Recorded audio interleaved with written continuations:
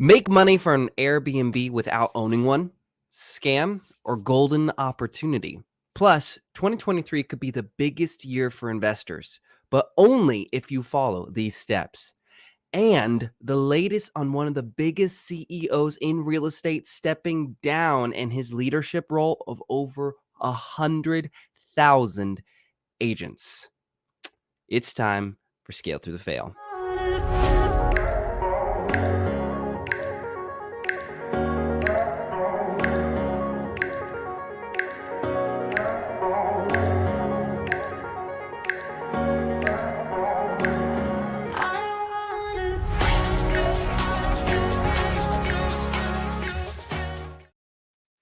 Hello, everyone, and welcome to Scale Through the Fail. I'm your host, Robert Bean, and today we're diving into a new company promising to help you make money off Airbnbs without even owning one.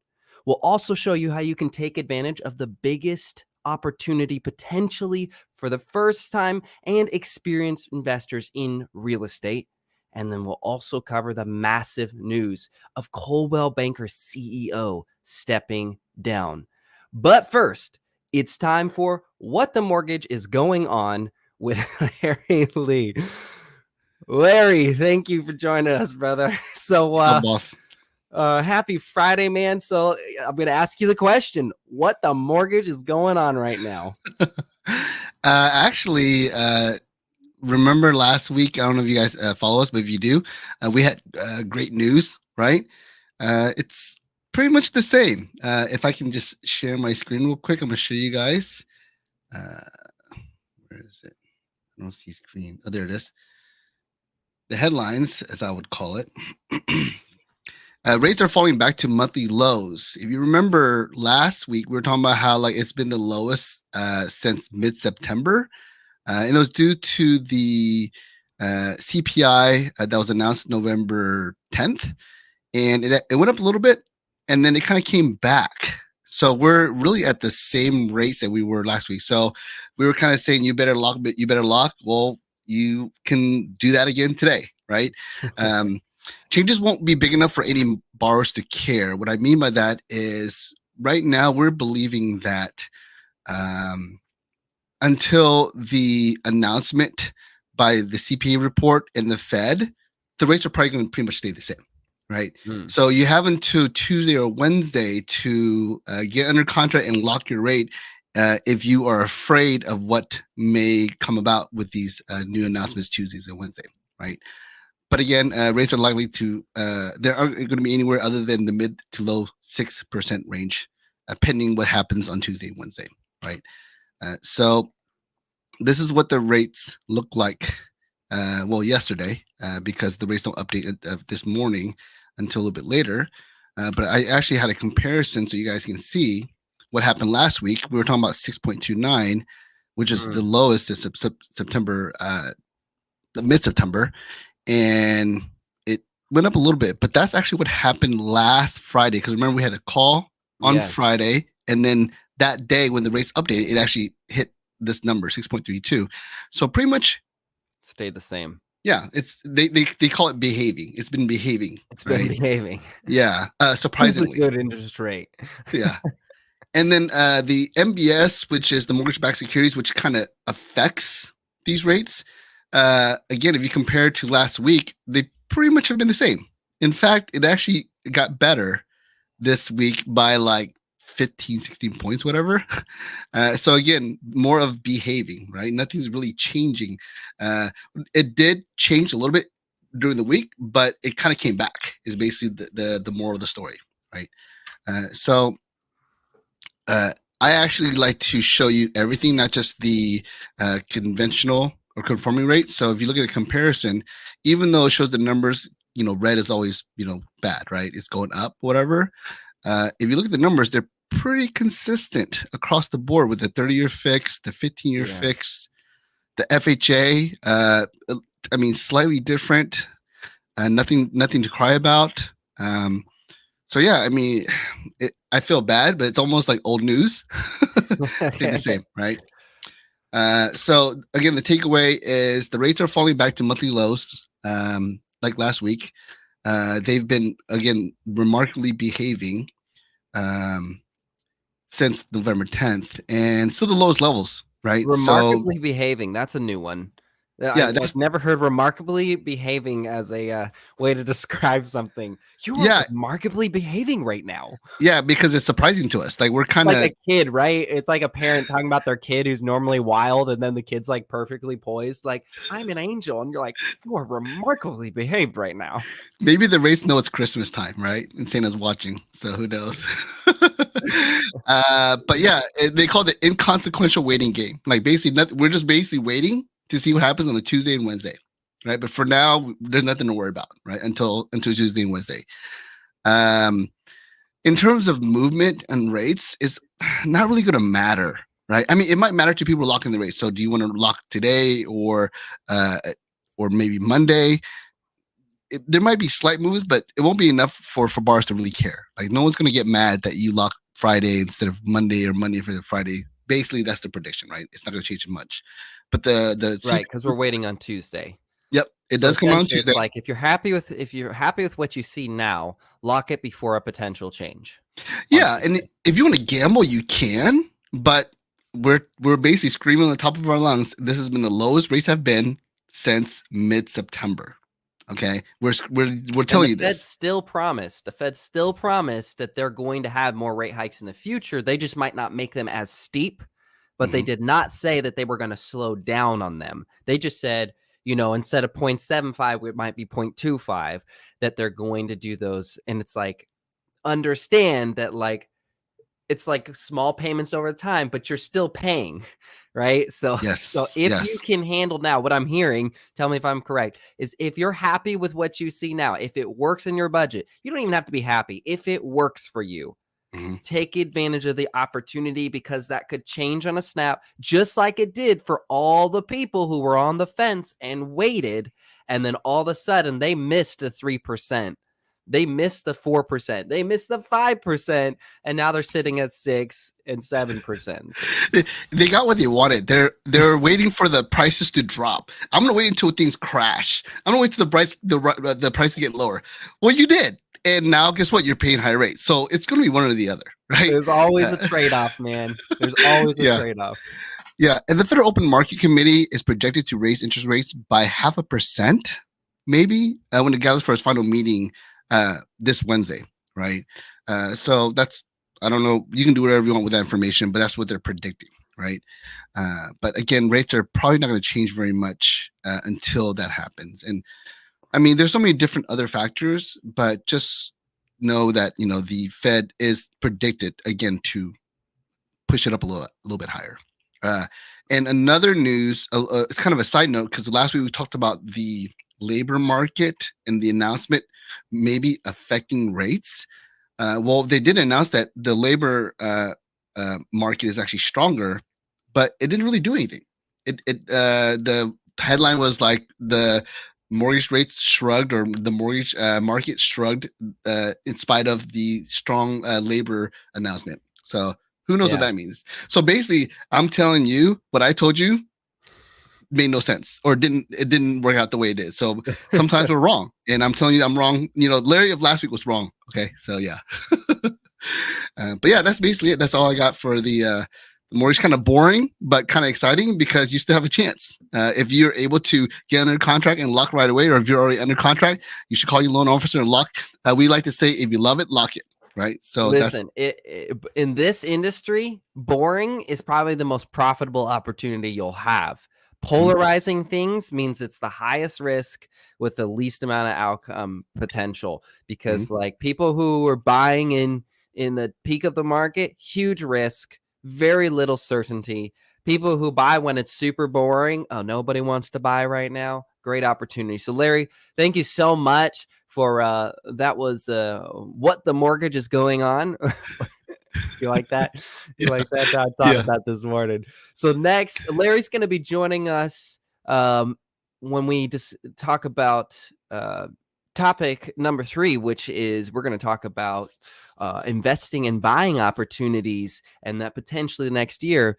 So Larry will be joining us again for those 2 topics. But first, we are going to talk about Airbnb. Larry, we will see you shortly, brother. Thanks, boss. Thank you so much. So here's this promising new company that says we're going to help you make money off Airbnbs without owning one. Now, I got to bring in, of course, Walter Key first, because he is the one who actually presented this and said, take a look at this. Let's talk about it. And then Chris, because Chris actually owns some short-term rentals and has a great outfit on today, too. So we could not get enough of that. Guys, this is kind of crazy. You know, I have some thoughts about it, which we'll dive into. But basically, the gist of it is that this company says short-term rental markets are too hard to break into for the average person, and whether it's expenses or locations or whatever, right? And instead, buy our stock, and then through our stock, we're going to keep acquiring properties, and you're going to make money from it, essentially. So, Walter, we'll start with you since you are the one that actually brought up this topic. What are your thoughts initially about companies like this that pose this opportunity? Yeah. So I'll say, first of all, it's not necessarily a brand new concept, because there are other investment companies out there that allow you to invest in real estate without purchasing the real estate yourself, right? There's all kinds of companies out there, Fundrise and other things, where I don't have the capital necessarily to go buy a multi-million-dollar apartment building, but I can put money into a pool where someone else can go scoop all that money together, buy a multi-million-dollar apartment, rent out the apartment, and then I get a percentage of that. Now, one of the things that makes this different than those models is most of those models, not all, but most, tend to focus on large, really, really expensive commercial projects, hotels, large apartments, things that the average investor would never be able to get their hands on. The downside to those companies is a much larger investment that you need. And in some cases, you need to be an accredited investor, which means you need a whole lot of money that the average person doesn't have anyway. So this is unique in that, one, it's a much lower price to entry. And two, it's focused primarily on acquiring Airbnbs, right? Vacation rentals specifically, which from the investor side, we all tend to know if you do it well, you're going to generate a higher cash flow on your return if you do it right, as opposed to a long-term rental. So there is a potential here to have a better lucrative investment that doesn't require multimillionaires to be able to buy it. Now, the downside, of course, is every new entity, every new investment has risk to it. I personally like to be able to crunch the numbers myself. As an investor, I like to be able to look at the data myself and know exactly what I am putting my money into. In this case, you have to hope that the company's idea pans out, hope that the people on the back end are analyzing the investments properly, they're running their numbers, they're purchasing good investments so that your return is there, as opposed to them just taking all your money and going and buying a bunch of stuff that they think will work out somewhere in the beach. So there's pros and cons for each. With anything, do your own due diligence, right? If we put something on the slide, that doesn't mean it's a great company to buy, but it's a novel concept, because I think most people realize short-term rentals are typically more lucrative of an investment than a long-term rental. And in this case, it gets you into that market at a relatively low price point. Now, I'll let Chris or you talk about the market overall and the fluctuations up and down and what the risks might be to your money if you're purchasing something like a stock as an investment. So, Chris, how hard was it for you to get into this type of renting? Right. We're talking about barrier, and it says it's one of the hardest. So as someone who didn't have a trust fund, who didn't, wasn't a millionaire and sold their business and bought a bunch of real estate, someone who had to work from the ground up to get what you have, would you agree that the short-term rental market is extremely hard for the average person to get into? Like, what's your thoughts on that? Yeah, I mean, it's definitely going to be difficult, just like any investment property. So a lot of times banks, if they know you're going to be doing short-term rental, they want 25% down on average. And then you're going to have the different hurdles that you don't have with a long-term rental, because you have, turnover, you have maids and you have all this different stuff that you have to manage and or hire somebody else to manage. And the hiring somebody to manage that stuff is usually 2 to almost 3 times as much as hiring a long-term property manager because of all the moving parts. So yeah, it's definitely more expensive. There's definitely greater risk. It just depends on what you're looking at, what area you're buying in. Are you buying in the area that you want to be in? Or are you buying in the area that everyone wants to be in?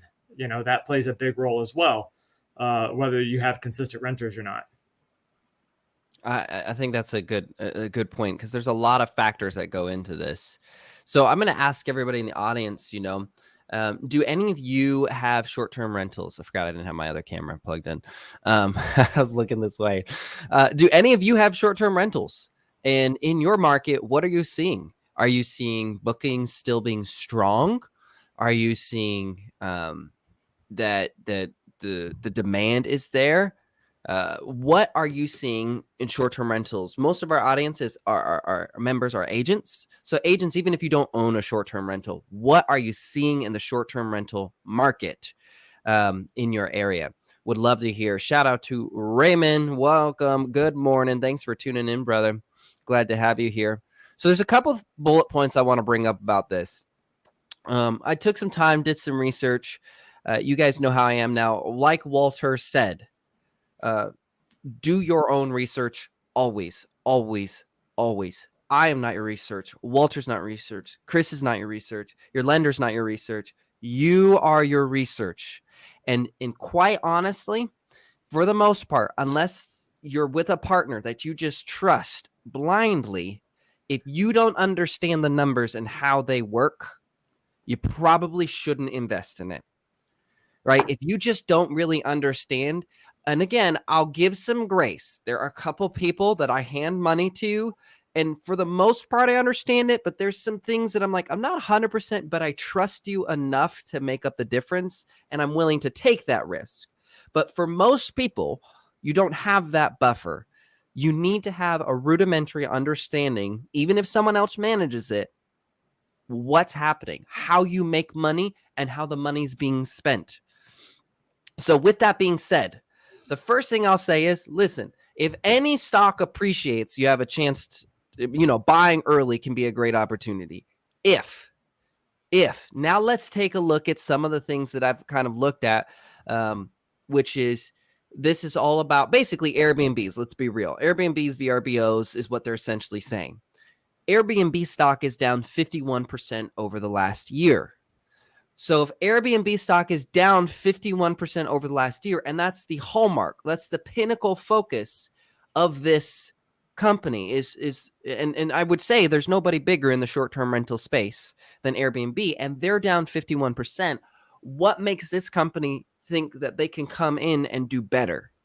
Essentially, that's something you got to look at. What is, if their model's based off of this, what's the industry leader looking like?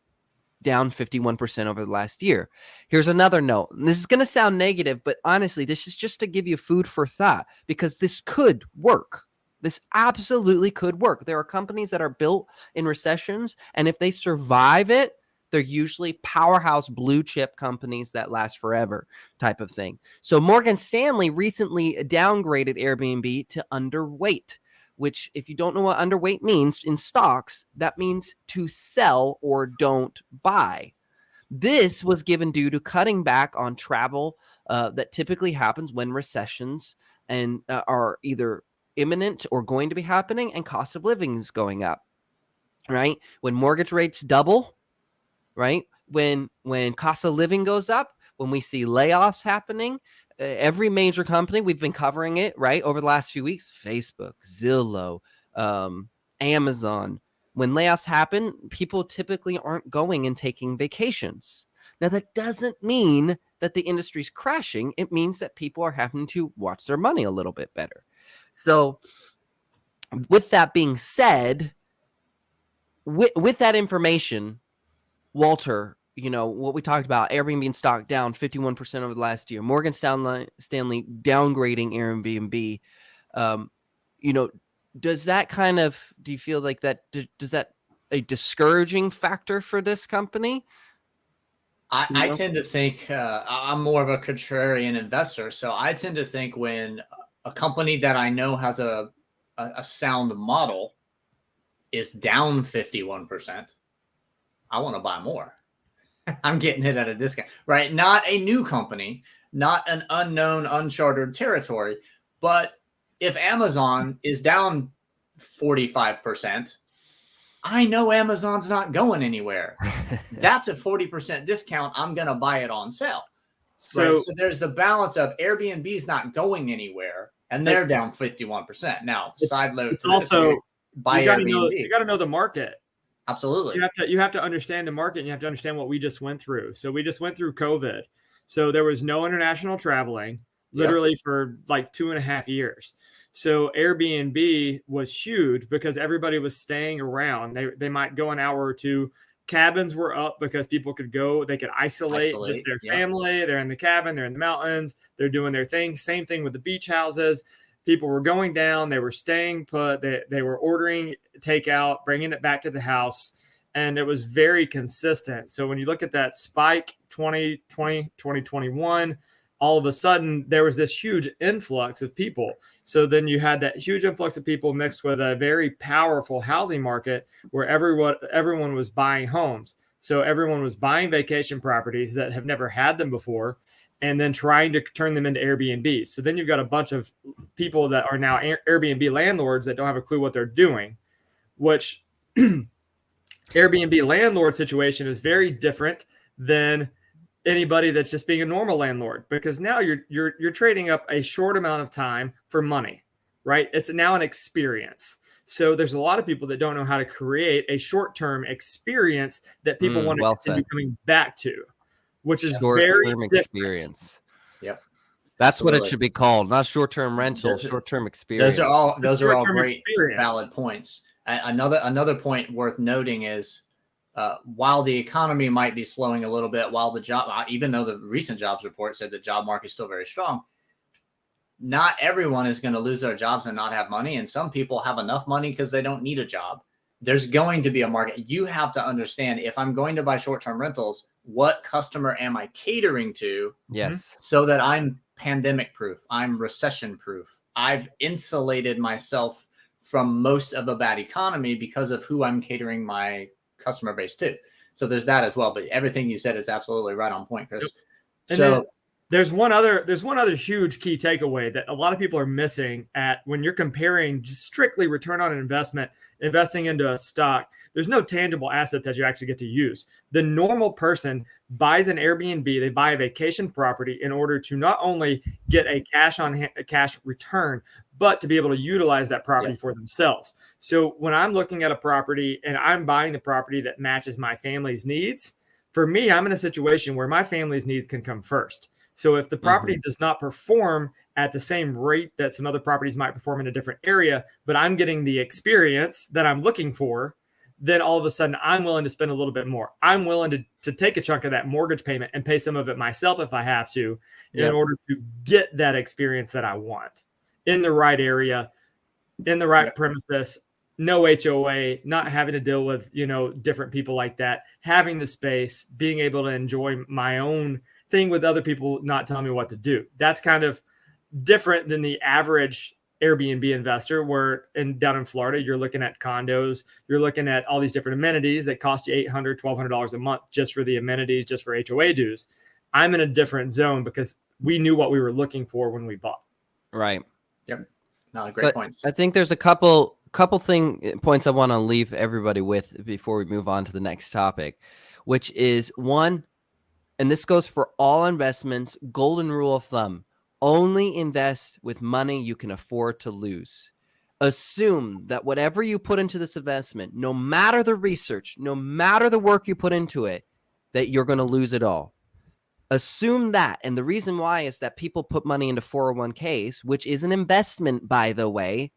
It's not a retirement plan. And I don't like that 401ks are pitched as a retirement plan, because 401ks were wiped clean. 401ks are bleeding right now.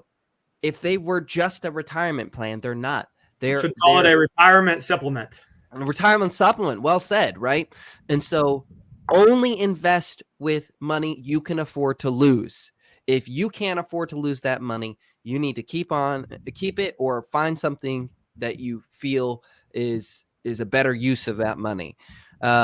Next is run the numbers with trusted individuals and local experts. Like Chris said, you need to know your market. Just because Airbnbs are hot in Miami does not mean that Airbnbs will be hot in Paris, Tennessee. You need to know these things because I have seen those mistakes time and time again. Oh man, my cousin in Seattle has a great Airbnb right off the coast. It's amazing. Or near the amenities or a Disney Airbnb. I'm going to do one where I live. And then they struggle. They struggle. And then of course, always do your own research.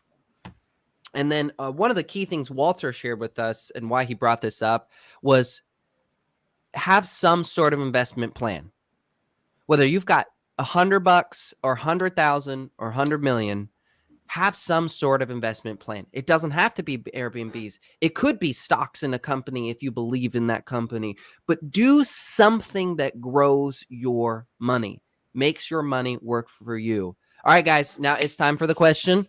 Walter, news or noise? This one's about a 50-50 shot for me. So I would argue at first glance it's kind of noise because there's several other companies out there in the investment sharing space, right? Like I said earlier, apartments and hotels and large real estate investment trust to get you in the door. I would say news in that I don't know of another company that's specifically trying to help the mom and pop investor, if you will, branch into short-term rentals and capitalize on that specific vacation rental market. So I'm kind of torn on whether it's noise because it's at the end of the day, it's another real estate investment company and they exist other places, or it's news because it is kind of groundbreaking that they're going after the short-term rental space. So news or noise, you got to choose.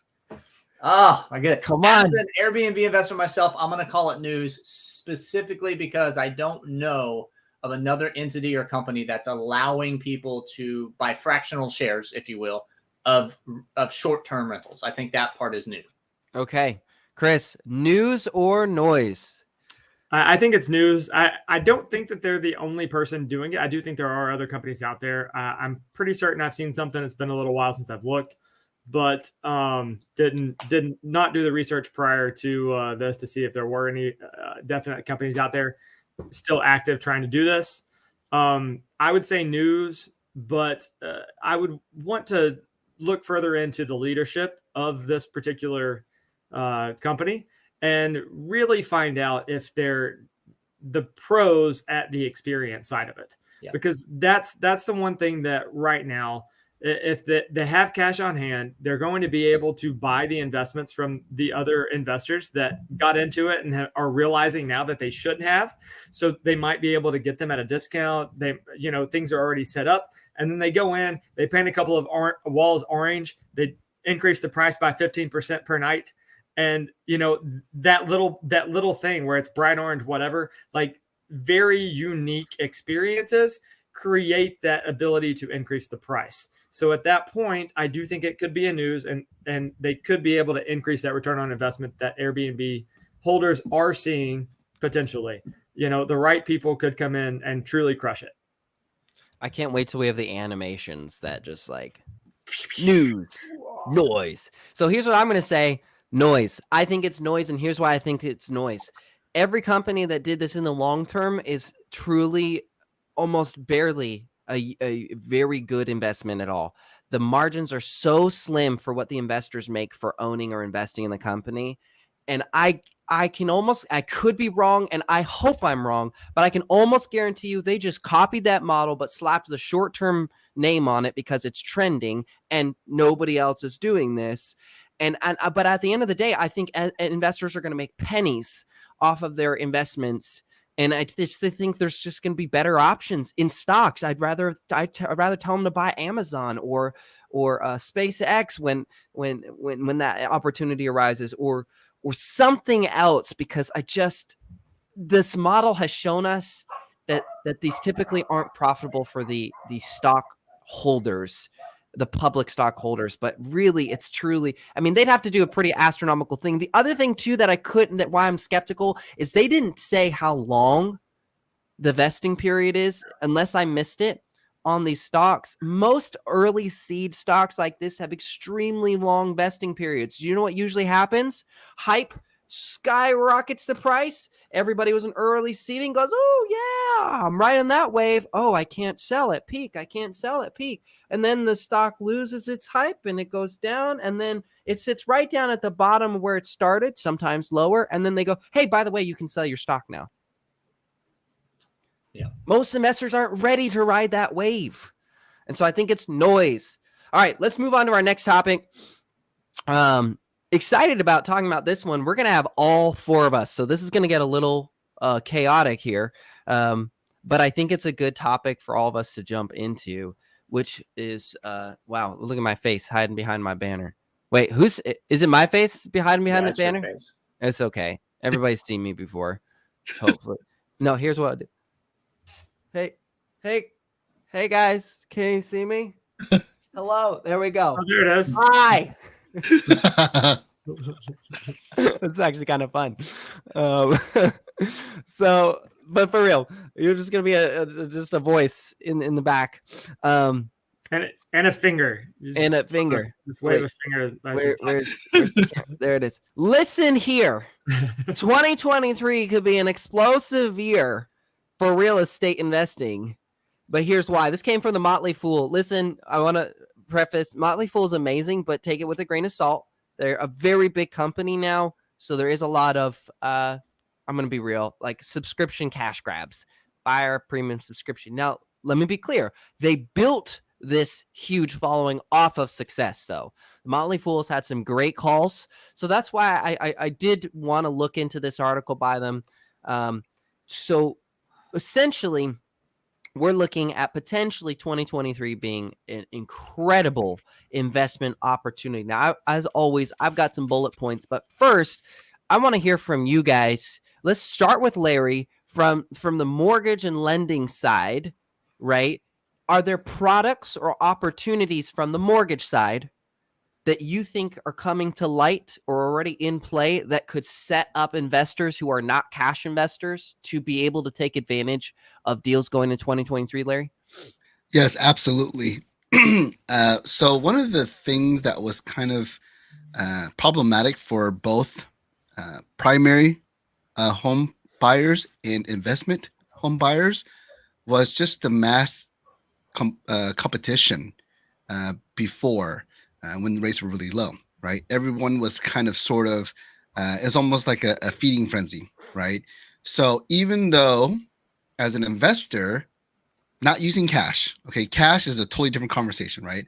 But as an investor who was financing, you were competing against everyone else because there was the rates. And of course there was, you're competing against cash investors as well, right? But now there's a lot less competition. And so the only, I guess, negative, right, or con is the high interest rates.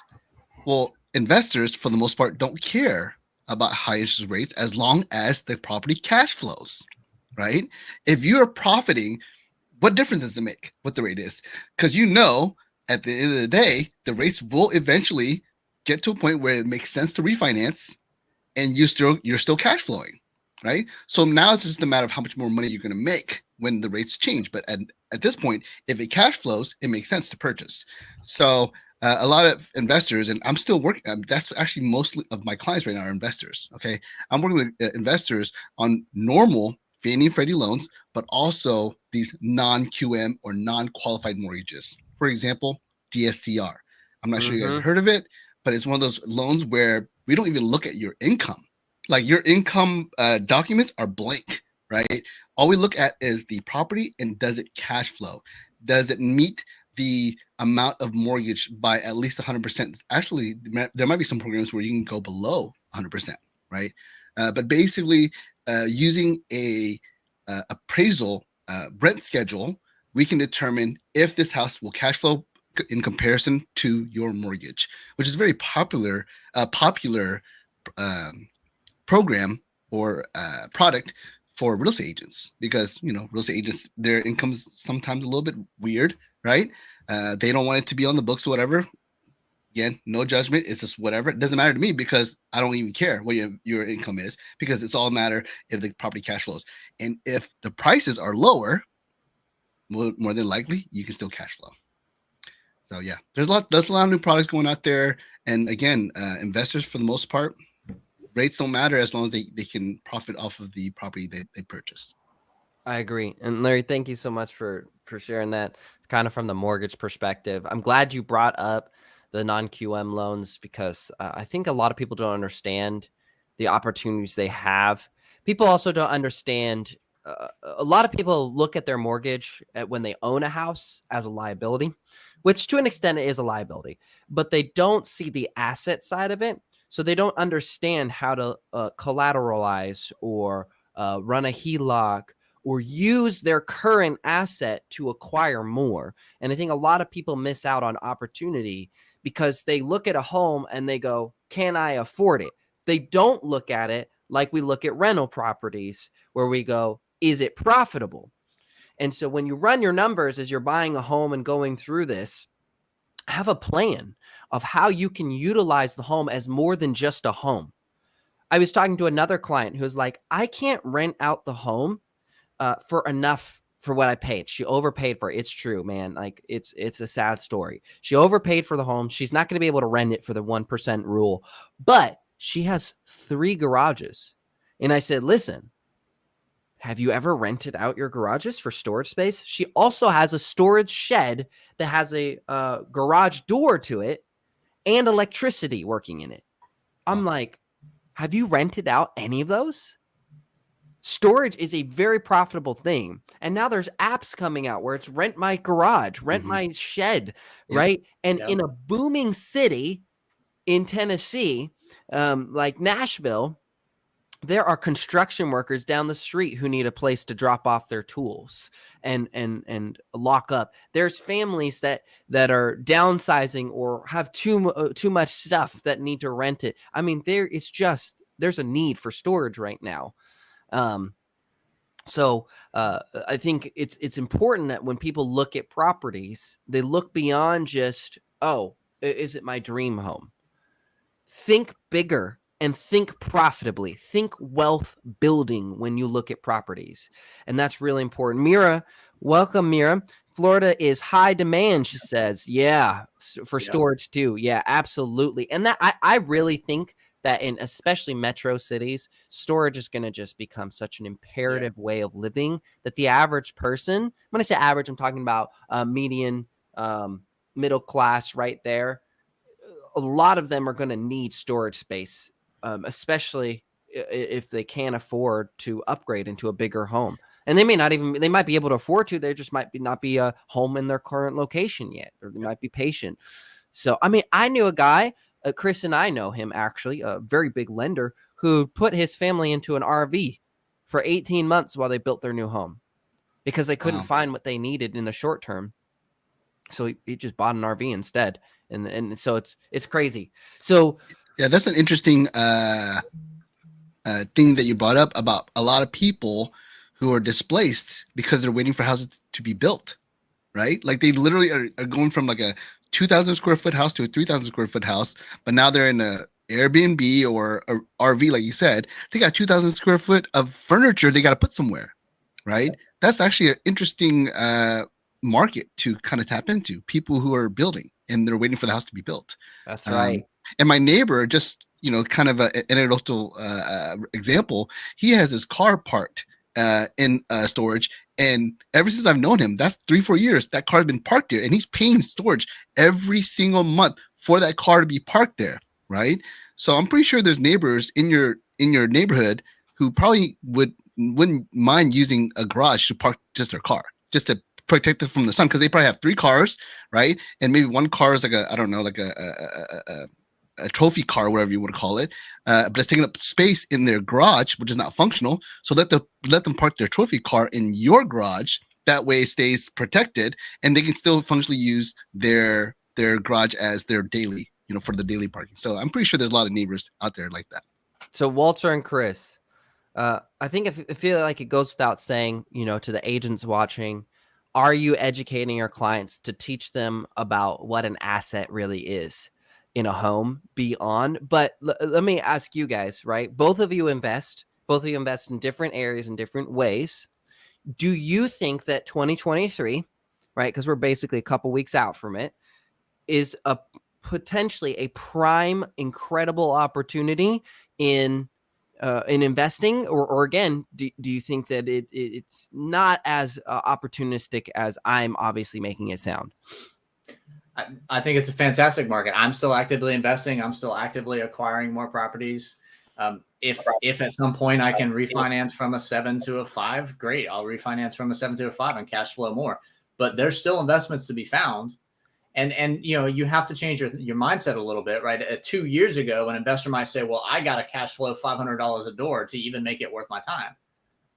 Well, maybe you cash flow $200 a door this year and $300 a door next year, and then you refi in 2024 for 5.5, and now you've just added $300 a month in cash flow, but the prices kept creeping up. So you bought it now and you refied lower. You spread that cash flow over time, plus appreciation, plus the taxes, everything else. I think it's a great time to be buying property. It's always a great time to be buying property. Let's be real. But I absolutely believe that we have some unique opportunities here, because a lot of think about, what we talked about maybe several weeks ago now, where all of the big companies, all of the iBuyers are closing up shop. They were going hot and heavy. They weren't making any money. They're done. They're out of the way now. Those multi-$100,000 cash buyers are backing up. A lot of them were institutional. That gives the average investor a chance to say, hey, you know what? I bought this house 5 years ago. I've got $250,000 in equity just sitting. I don't need $250,000 for a 20% down payment on an investment that will cash flow. Maybe I do want to tap a little bit of equity. Maybe I do want to dive in right now while it's not so competitive and I don't have to overpay 115%.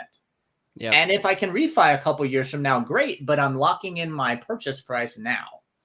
I think it's a wonderful time. Before we go to you, there's one thing I want to mention to everybody here too that I feel like we need to discuss.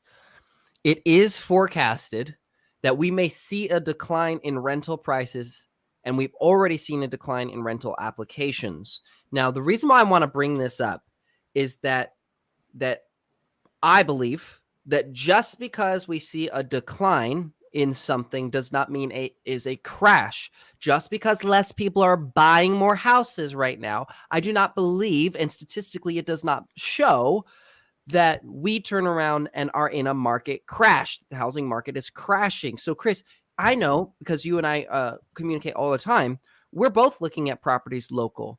And I have brought up the topic before about rental prices declining.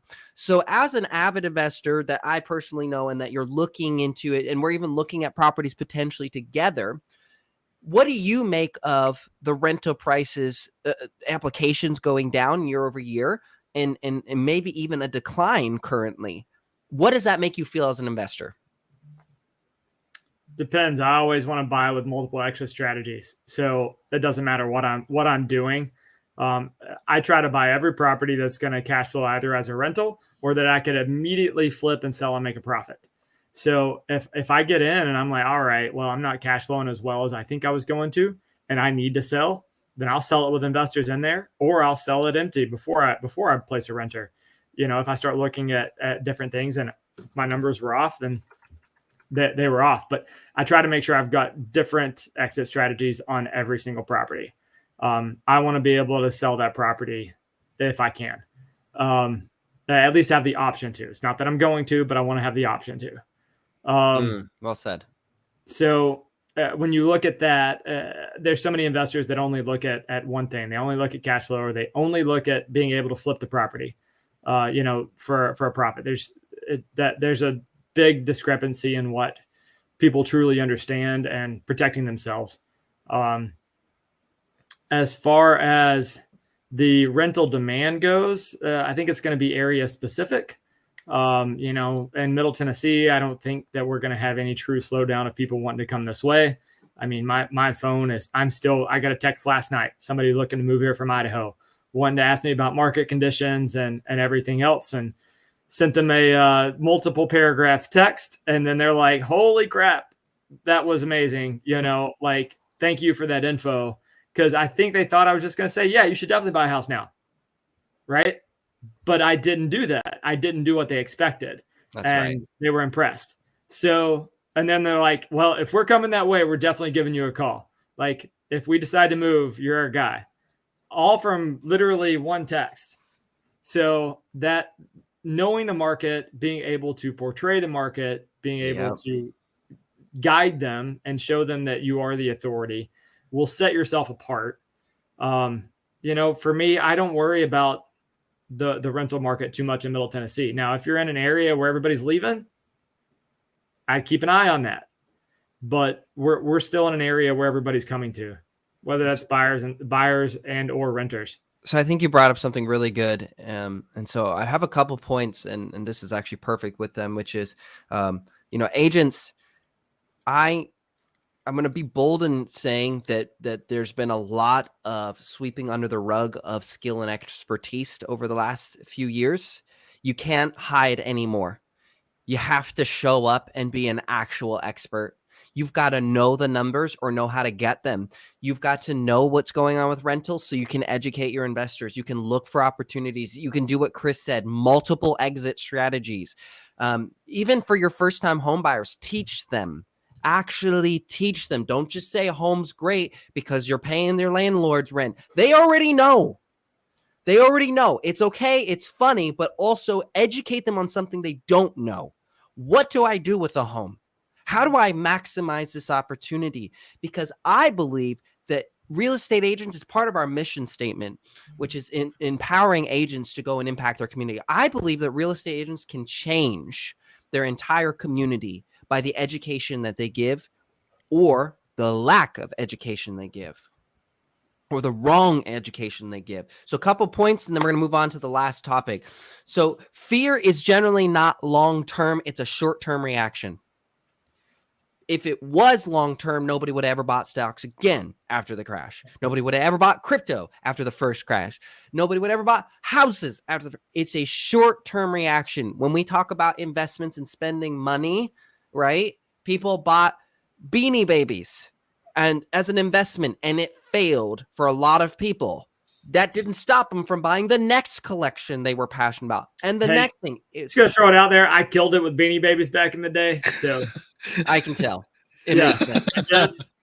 I made a lot of money with Beanie Babies. So I was literally in like fourth grade, maybe third. I don't know, third, fourth grade when Beanie Babies were hot. I literally made enough to pay for half the fence in my parents' backyard to where I could get dogs. They said, look, if you want dogs, you got to pay for half the fence. I was in like third grade. Nice. And my parents made me pay for half the fence. By the way, I'm not plugging Beanie Babies right now. So just going to throw it out there. It was like $1,200 for half the fence, which in third grade that I generated that much income from trading Beanie Babies. That's pretty impressive. It's pretty good, right? Impressive for sure. So throw it out there. So with this year, remember we had two polarizing events back to back, a crazy seller's market and then crazy interest rates. What that means, what I believe this means and why we see this huge withdrawal is that people don't know what to think and enough education is not out there to help them make a reasonable decision. Most of the education is very misleading. It's out of context. It's not straight facts like what we're doing on this show right now, actual facts, right? And we say an opinion when it's an opinion. We don't try to place an opinion as fact. So agents, get educated and then go educate. Knowing your numbers as an investor or serious buyer even is imperative because there is opportunity. And then if you're looking to grow, as long as you can afford to weather through the current times, this is probably one of the greatest opportunities to buy.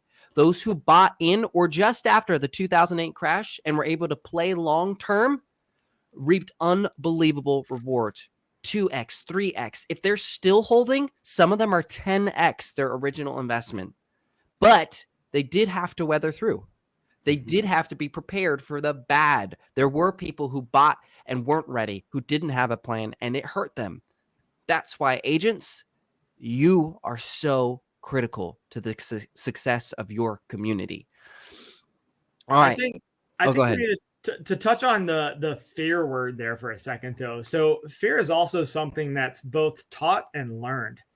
So the fear is not innately there. Whether that be a fear of spider, fear of snake, fear of investment, fear of failure, whatever that is, it's both taught and learned, but not always taught and learned for good reason, right? Mm-hmm. There's so much bad info out there causing people to be fearful rather than them educating themselves and truly learning on their own because they're being taught.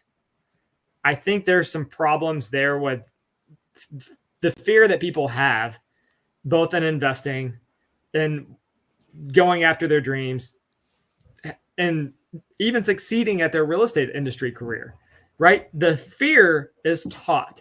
Everyone tells you early on that you're going to fail, right? So you're automatically fearful because people are telling you to be fearful, which it's not, it's not wrong of the people to tell you, hey, there's a lot of people that struggle. My own father, though, said for years, didn't want me to go into the real estate industry. From the time I was 18, I wanted to get my license. He watched his dad do it. His dad was successful, but he watched all the people fail around him.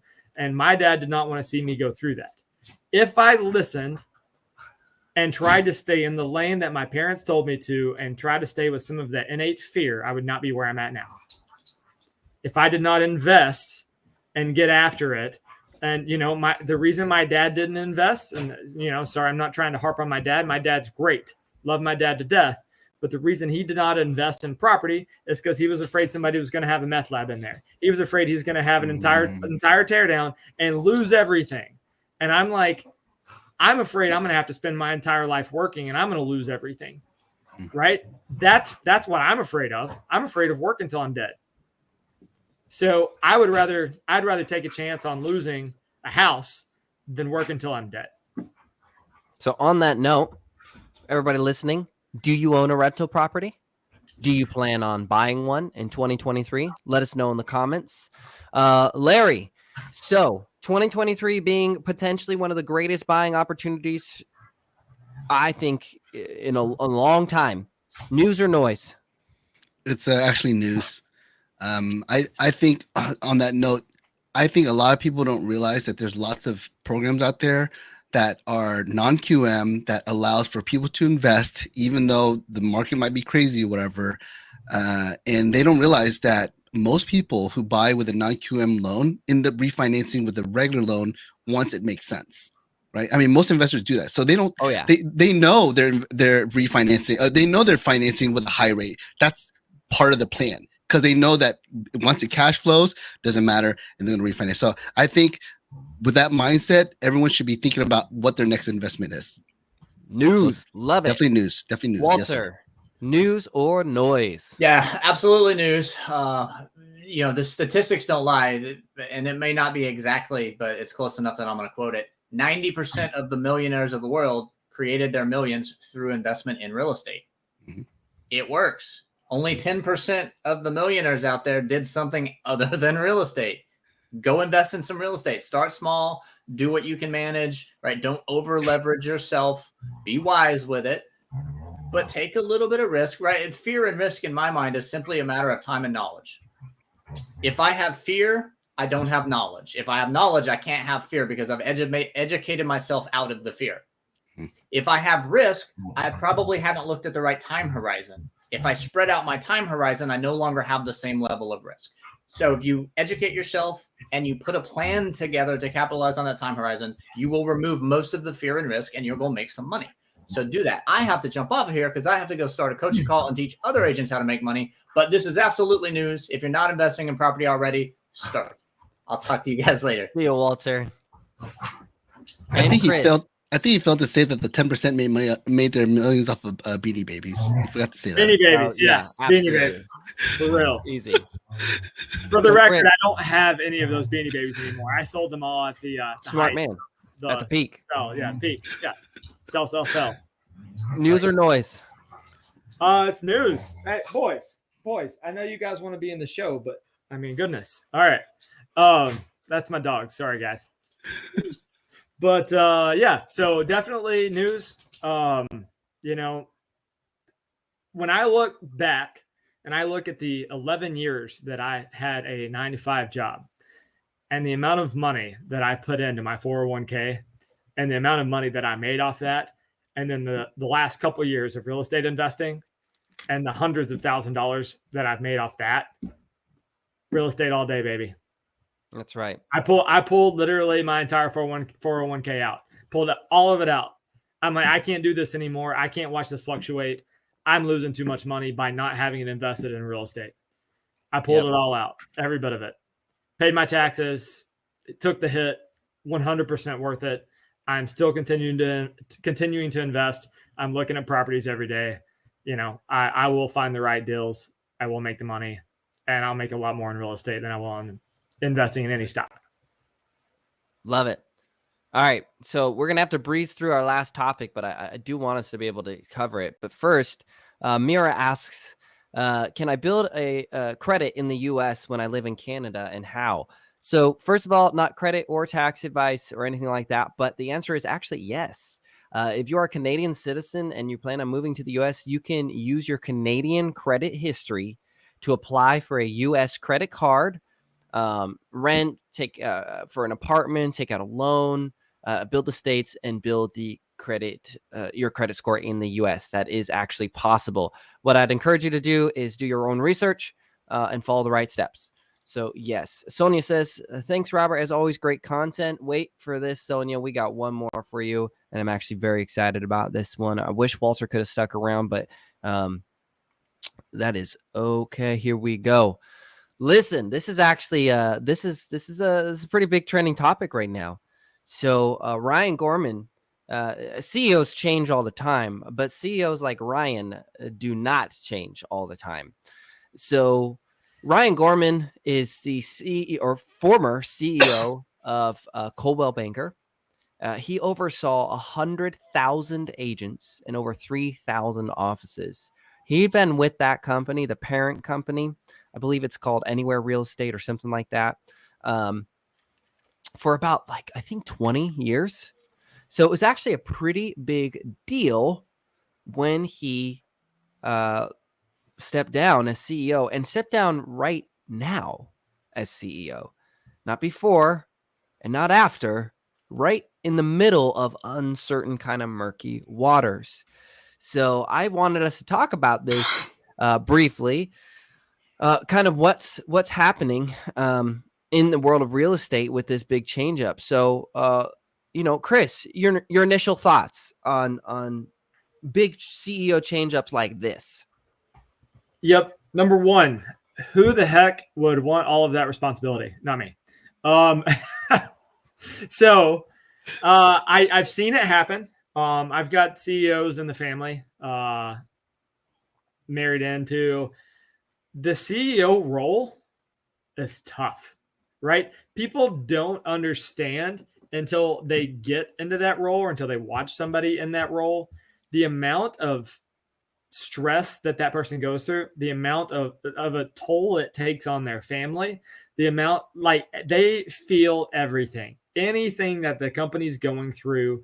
If they're going through COVID, if they're going through losses, if they're going through successes, a good CEO takes credit for all of the failures, but does not take credit for all of the success of the company.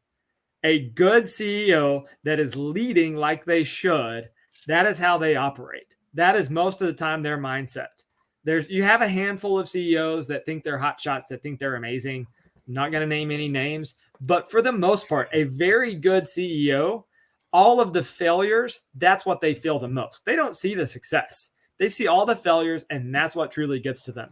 So when the things come crumbling down, and things come crumbling down that they can't control in any market, I could see where any CEO is going to be looking at either changing their own situation, or the leadership that have that CEO in that position are going to be analyzing and scrutinizing that every move of that CEO and looking for someone different to lead them out of that downfall. Whether it's actually his fault or not, my guess is it's more things that are out of his control.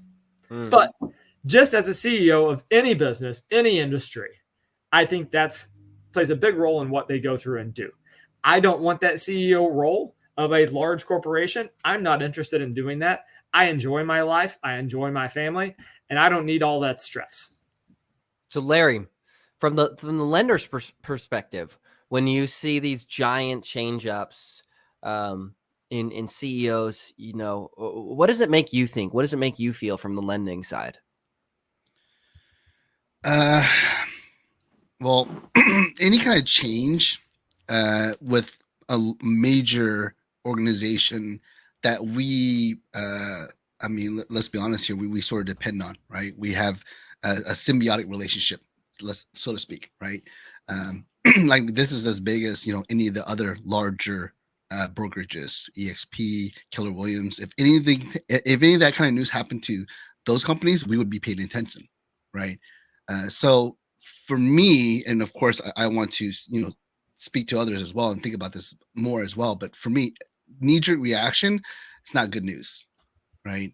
It's not good news because it's like saying that even the CEO or the leadership of a major real estate organization is struggling to maintain, right? I mean, status quo usually means things are good, right? A change means they're panicking, something's wrong. It's not like someone better is taking over, you know, it's more like I'm out, right? Or we got to get this guy out and figure something out. It's usually a sign of danger of some sort, right? Yeah. And Well of course, said. and I think this is me just almost thinking psychology and emotion. I think this is going to hurt the morale of most people involved with Coldwell Banker, right? Like the agents of Coldwell Banker will probably look at this as again, fear, danger, what's going on, you know, what's going on, what's happening to our company, right? There's going to be a little bit of panic, right? Which could affect their ability to do their job, you know, out in the streets. You know, their daily grind is going to be affected by it. So I think, again, that's like Well a trickle said. effect where it can actually affect us as lenders, you know? So I mean, if I had a Coldwell Banker referral partners, I should probably check in on them just to make sure, or kind of at least put my finger on the pulse and see how they're feeling or what their reaction is to this. I like that your thought is empathy. So listen, guys, whatever brokerage you're at, show some empathy to your peers. You know, when the Compass was starting laying off a huge amount of their staff, and they're running into financial issues. I'm going to say issues. I don't want to say problems because then people get mad. Issues. Don't gloat over it. Don't use that as an opportunity to say my brokerage is better than your brokerage. Turn around and educate. Okay. It's good to educate. And I think we need to have healthy conversations about what's happening in our industry, but then show some empathy. Ask them how they're doing. Maybe they don't even know about it, right? I would want to know, right, if the CEO of my brokerage stepped down. I guarantee you there are Coldwell Banker agents who had no clue that this happened. So if you're a Coldwell Banker agent, did you know this happened? Do you think it's going to impact you at all, or do you feel like smooth sailing? Let us know your personal perspective because you have a vested connection to this news, more so than anybody else. So let us know what you think. Now, Larry, you bring up some good points too.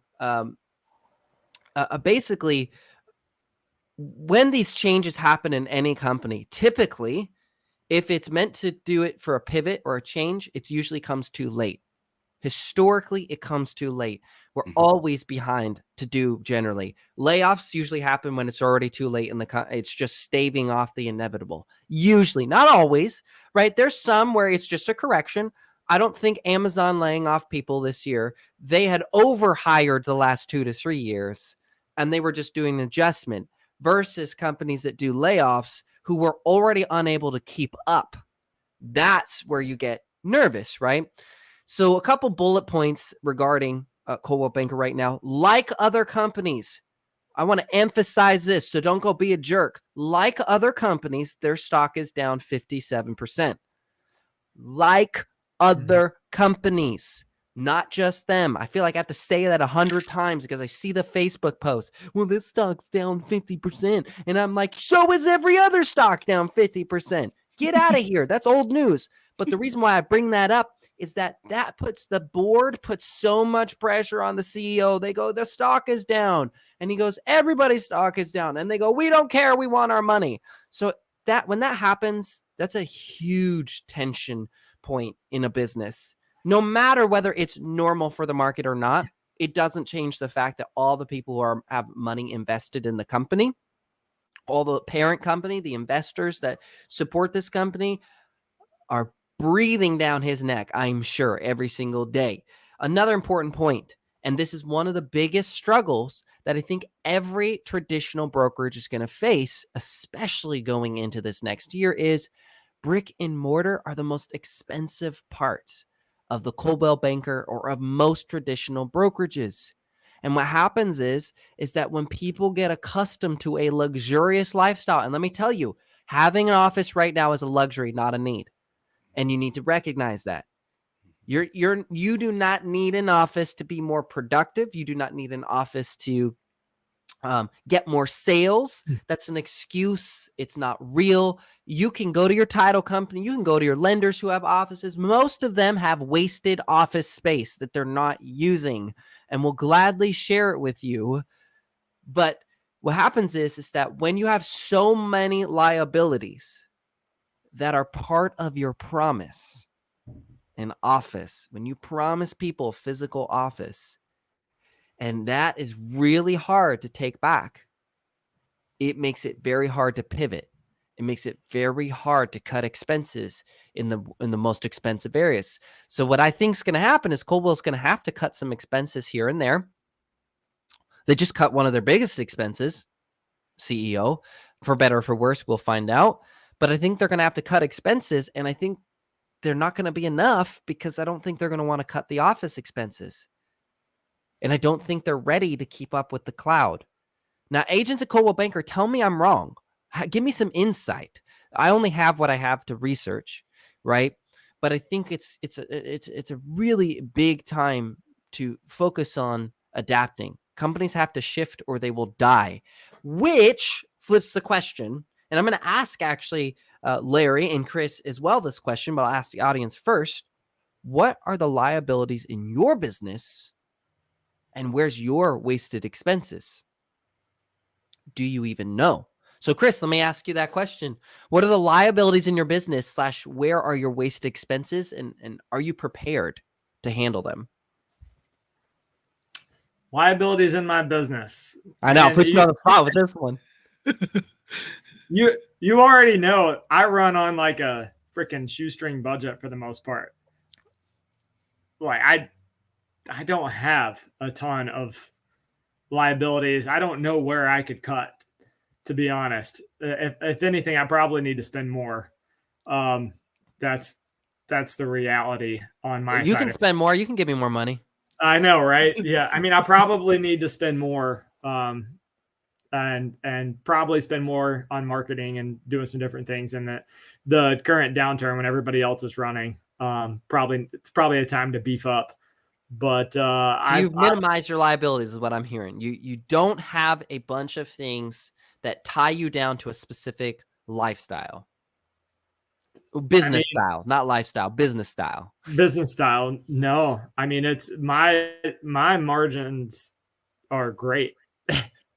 So, I mean, I'm able to run on a shoestring budget, but anytime that I'm growing my business, and the last 3.5 years that I've been doing this, I've always looked at the option of time or money.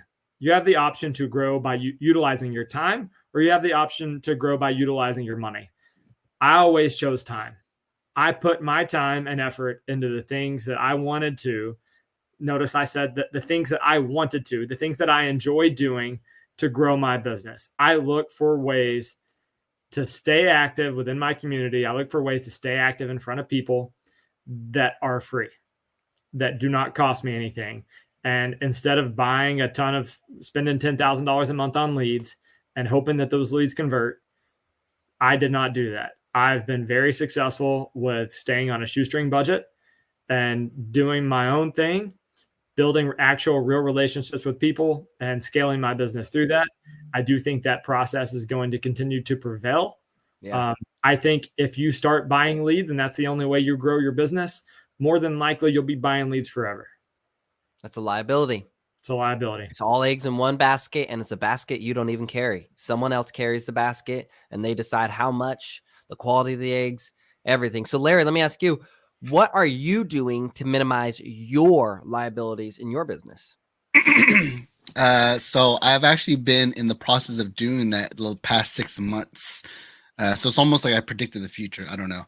But I was in an office because I was a branch manager, so I was in an office. I moved companies, and I decided to downgrade myself from branch manager to loan officer. Yeah, well, I always degrade myself, but that's for humor purposes, at least for my personal gain, right? But yeah, so I no longer have an office, meaning I don't pay rent or lease space or anything like that. I office from home. I do have a branch manager, and they have a branch which I can go to. My wife actually is my partner. She works there. She goes there every single day. I can go there, but I really don't need to. So I just stay home, saves money on gas. I pick up the kids from school. So my liability is really just more like time, right? I need to work on managing my time better, but I have been shedding a lot of things I've been paying for in terms of marketing and knickknacks and shiny objects. I think in the last maybe 2-3 months, I've probably saved like $1,000 to $2,000 in stuff I was subscribed to that I wasn't using, or I no longer had a need to, or I figure out a way to adapt around it. Sure, it made my life easier when I had this or had that. Leads is kind of it kind of alludes to the lead thing, right? But I found ways to sort of replace that with another activity or another focus that can generate maybe the same kind of results and maybe even better. Right. Yeah, I'm literally going through my bank account and seeing what I'm paying for every single month. Like, I'm not using that. Let me go and unsubscribe to that right now. Right. So I was shedding a lot of the, again, shiny objects, which I'm pretty sure most loan officers and most agents are probably subscribed to things that they're paying for, but they're not using. Right. So I think that's probably the first thing that I would do and that I did myself, besides dropping my office. Right. But yeah, I mean, liabilities is just taking away those things that I pay for that I don't need. I love it. I think that right now we're looking at a business where agents are going to be forced to re-examine their model. There was a lot of, in my opinion, waste, a lot of luxury, a lot of lack of thought and planning. Oh, I'm just going to talk about how my listing sold in 24 hours as if anybody cares. Right? They didn't have a plan, and they just let the market tell them where to go and what to do, which means they were always behind. And then they used money to try and catch up. They switched to a brokerage because it had an office, but they didn't look at the ROI of that office. And so here's what I challenge anybody listening to. What's the true ROI on the expenses you have? Whether you're a broker and you have office space, what's your actual ROI on this? Oh, I might lose a couple agents. But what you lose in those agents be outweighed by what you'd gain in, one, not having to go to an office, two, not having the expense of an office, insurance of an office, and cleaning of an office, all the associated expenses. And I don't even have the stats. I wasn't planning on talking about this today. There are so many studies that show that being in an office is actually oftentimes extremely unproductive. People go there and they gossip. Mm-hmm. It is the lunchroom again. It is people wasting time. And really, people just need to sit down and look at their work and do their job. And that's how you get the work done. And if you need outside forces to tell you to do your job, you probably shouldn't be an entrepreneur. Just going to put that out there. Oh, I need an office to be productive. Wow. Talk about a liability. You need an entire building for you to do your job that you could do from your mobile phone. Now, I know people are going to hate on me for that. I know there's a lot of people say, I really need to be an office, but the office don't care about your life. And the company that runs that office doesn't care. And that's not their fault. Their job is to minimize liabilities, just like your job is to minimize liabilities in your company. And so I'm going to encourage anybody who's listening, who's an entrepreneur, especially agents, because that's our target audience, but also loan officers, take a look at your liabilities, your expenses, your vulnerabilities. Do you really need to go into an office? And if you do, is there an office you could leverage? A lender, a title company, insurance. A lot of those guys have offices, or they're in an office space that's mutual with other places, and they have rooms that go unused. Chris and I did that. We turned around for our local team, and we leverage our title company for some of the meetings that we do. And it's great. And then our lender, one of our local lenders, she was like, hey, you can use our space if you want, because nobody uses it. Nobody uses this stuff. And so take a look at your business. Leave a comment if you would love I have version 2 of my business expense tracker coming out, personal and business, actually.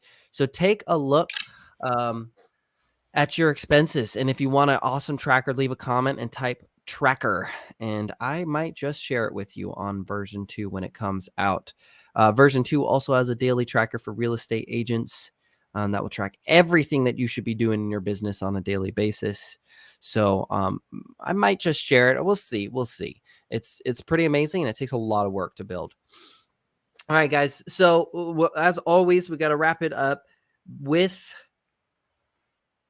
CEO of Coldwell Banker stepping down. Is that news or noise for the real estate industry, Chris?